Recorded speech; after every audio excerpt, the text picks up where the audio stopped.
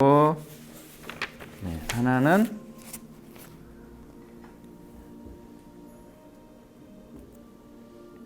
네, 자유롭고 싶은데 누군가에게 집착하고 있는 걸 느끼고 있다라는 뜻인데, 자, 집착은 어디에서 일어나죠, 여러분? 집착은 어디에서 일어날까요? 그게 이제 뭐 대상이 될 수 있겠죠. 집착은 대상이 있습니다. 뭐 백일 수도 있고, 명품 백일 수도 있고, 또 연인일 수도 있고,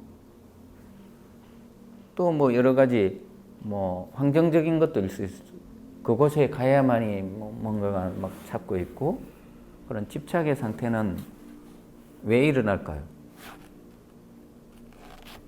집착이 왜 일어나죠?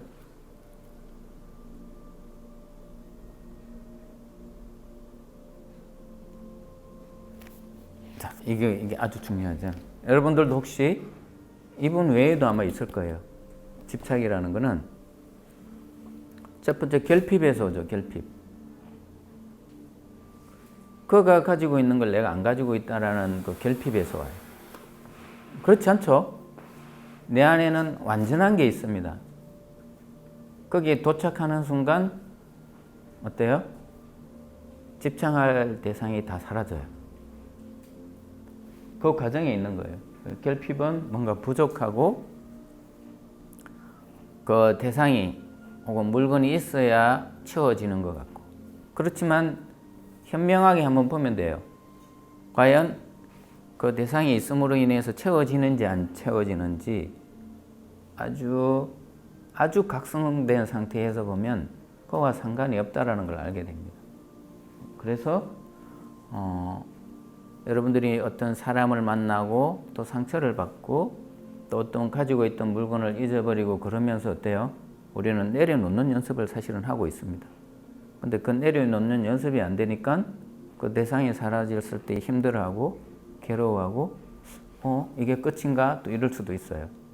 근데 그걸 경험하셔야 돼요. 그랬을 때 우리는 뭐가 나온다 그랬죠? 위급할 때 혹은 존재는 인간의 몸으로 가지고 있는 상태 중에서 가장 힘든 상태로 갔을 때 그때 깨어나요. 그래서 극과 극을 오갈 때, 그래서 극단적이다라는 의미는 바로 그런 거예요. 그렇다고 해서 또 억지로 이걸 또 막 집착을 안 하려고 해도 어때요? 그럼 더 집착하게 되죠. 자연스럽게 안으로 들어가는 방향이 가장 아름다워요. 그래서 바라보고, 그래서 명상하고, 명상을 하면 대상이 혹시 필요할까요? 여러분들이 명상을 하고 있는데 명품백이 없어서 명상이 안 되거나 그렇지는 않죠. 그런가요? 그게 있어야 이게 가능해? 그건 아니고, 설명을 예전에 어떤 분이 그런 게 있었어요. 내가 책에도 쓴 게 있는데, 청담점에 센터가 있을 때 어떤 분이 가방 에르, 이거 엄청 비싼 가방이죠. 그걸 이제 새로 산 거예요. 그래서 수련장에 들어오면 탈의실에 안 놓고 그걸 털고 들어오신 분이 계셨어요. 그래서 눈에 안 벗어나는 지점에 그걸 딱 놓고 이렇게 수련을 했어요. 여자분인데 늘 그랬어요. 그러다가 어느 날 이제 롬을 갔다 오고 이분이 조금 달라지기 시작했어요. 그냥 안내 데스크에 이렇게 맡기는 경우도 있고, 그러다가 또 좀 더 깊어질 때는 그냥 탈의실에 넣고 자기가 문도 잠그고, 그러다 나중에는 아예 가방도 안 들고 오고 슬리퍼 차림으로도 오고. 자, 이게 뭐예요? 내가 부자가 될수록 밖에 걸 많이 내려놓죠. 가난할수록 밖에 게 많아요. 왜냐하면 내가 가능하니까 이걸 통해서 보여줘야 되니까 그래요. 자, 이런 경우가 있고, 자, 또 두 번째 경우, 밖이 너무 이렇게 돈으로 꽉 차 있어요. 너무 풍요로워요.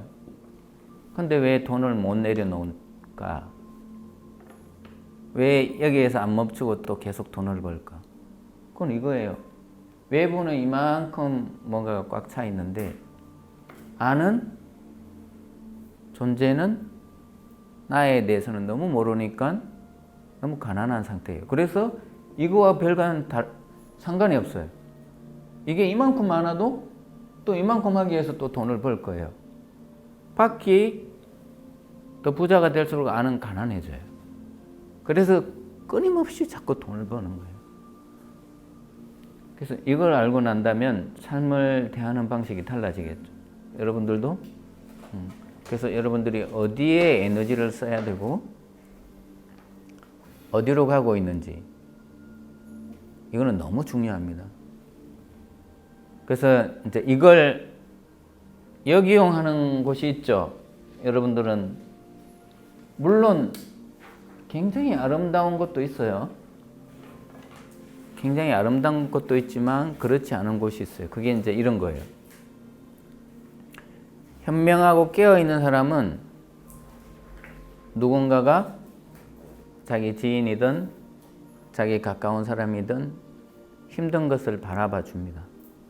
절대 관여하지 않아요. 쉽게 말해서 위로와 위안을 하지 않는다는 뜻이에요. 위로하고 위안을 하면 어떻게 돼요? 어떻게 되죠? 지금 엄청 힘들어하고 있는 사람이 있단 말이에요. 엄청 힘들어. 자, 이 찬스에 이 사람은 안으로 쇽 들어갈 수 있는데 누군가가 와서 괜찮아, 괜찮아, 아무 걱정 안 해도 돼, 내가 있잖아, 이러는 순간 어때요? 어떻게 되죠? 아 하고 다시 쏙 나와요. 자, 이것 때문에 사람들이 종교를 찾는 거예요. 종교를 찾으면 거기서는 뭐라고 그래요? 막 혼을 내요? 괴로워하고 거짓말을 하고 와서 그럼 어때요? 괜찮습니다. 죄를 사하겠어요. 이제 앞으로 괜찮아요. 그럼 어때요? 이 사람은 굉장히 힘든 상태에서 막 죽을 것 같은 그 상태에서 쏙 들어갈 수도 있는데 아 괜찮네 하고 다시 나온단 말이에요. 그래서 여기로 가야 되는데 여기서 깨작깨작 하는 거예요. 근데 그걸 이해한다고 생각해요. 아니에요. 스승들의 일화를 들어보면 낭떠러지에서도 뛰어내리게 하고 그래요. 응? 뭐 절대적인 상황까지 몰고 간단 말이에요. 그래야 이걸 불꽃이 일어나는데 아주 힘들다가 깨작깨작 이러면 이렇게 돼요. 그래서 이거는 깊어지지도 않고 뭐 그래서 밖에서 막 또 제대로 사고 치는 것도 아니고 깨작깨작 이러고 있어요. 위로해주고 위안해주는 걸로 인해서 누가 에너지를 받느냐면 마음이 받는 거예요. 아 편안하네 이렇게 돼요. 그러면 그 상태를 잊어버리는 거예요. 그래서 망각하는 거예요. 망각. 엄청 괴로우면 여기에 딱 들어갑니다. 왜? 절벽에 이렇게 사람이 서 있는데 뒤에서 밀으려고 그러면 어떻게 될까요? 그러다가 안 밀었어. 아 이리 오세요. 이러면 돼. 아 하고 다시 옛날 습관으로 돌아가요. 예를 들어서 밀었어. 그러면 이 사람은 아주 정신을 바짝 차려서 저기 뛰어내리면서도 바위가 없는 쪽으로 가야지 막 이런 에너지를 쓸 거고 아니면 뛰어내리면서도 나무 뿌리를 잡으려고 하고 그럴 거고 아마 그럴 거. 근데 그래서 에너지 쓰는 방식이 또 다르죠. 이거는 굉장히 많은 서성들 일화에 보면 이런 것들이 굉장히 많이 나와요. 그래서 뭐예요? 미네레파? 하여튼 지금 이름이 잘 생각이 안 나는데 여기에 탑을 쌓으라 그래요. 탑을 다 쌓고 나면 스승이 와서 또 무너뜨려. 그리고 여기에다 그걸 다시 와서 쌓으라 그래요. 근데 이 정도 쌓으면 또 이게 뭔가 잘못돼서 이걸 무너뜨려요. 그리고 다시 여기다 쌓으라 그래요. 자, 이게 뭐냐면 골탕 먹이려고 그러는 게 아니고 그 와중에서도 감정이 안 일어나는지. 이거 다른 사람 3시간 했는데 내가 30분에 하고 말지 막 이러면서 막 경쟁심으로 하는 건지 아니면 돌 하나를 들어도 아주 정성스럽게 현존하고 있는 건지 그런 걸 보기 위한 과정이에요. 그게 이제 여러분들에는 삶에서 일어날 거예요. 그게 뭐냐면 여러분들 회사에 가서 일할 때 9시 출근, 6시 퇴근. 9시 출근해서 형식적으로 앉아있는 사람들도 있어요. 이 사람은 지옥이에요, 알아요? 오히려 열심히 하는 사람보다 더 고통스러워요. 안에서 왜? 척해야 되잖아요. 척. 응? 척하는 게 얼마나 힘든 줄 알아요?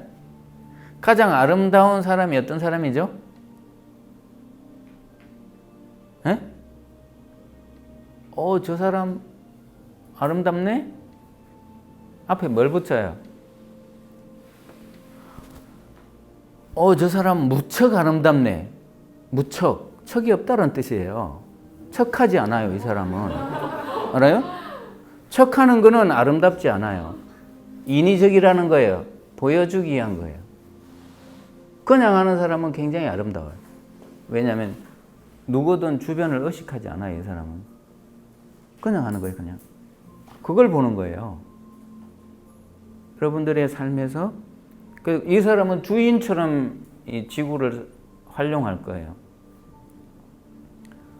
우리 집 나무라서 물을 더 주거나 옆집 나무라서 물을 안 주거나 이러는 게 아니고 이 사람은 그때그때 감응하죠. 그때의 느낌에 따라서 움직여요. 자, 이렇게 살면 힘들지 않습니다. 근데 이게 하는 척, 이쁜 척, 잘난 척, 아는 척 이러면 어때요? 이미 주변 사람들이 이 사람에게 관심을 안 가져요. 이미 다 읽었어, 이 사람에 대해서. 그럼 애를 쓰고 있는 거예요. 겉에 보여지는 자기 모습을 드러내기 위해서 그러니까 안으로 들어가야 될 에너지를 밖으로 다 쓰고 있는 거예요. 그래서 뭐 지금 유럽이나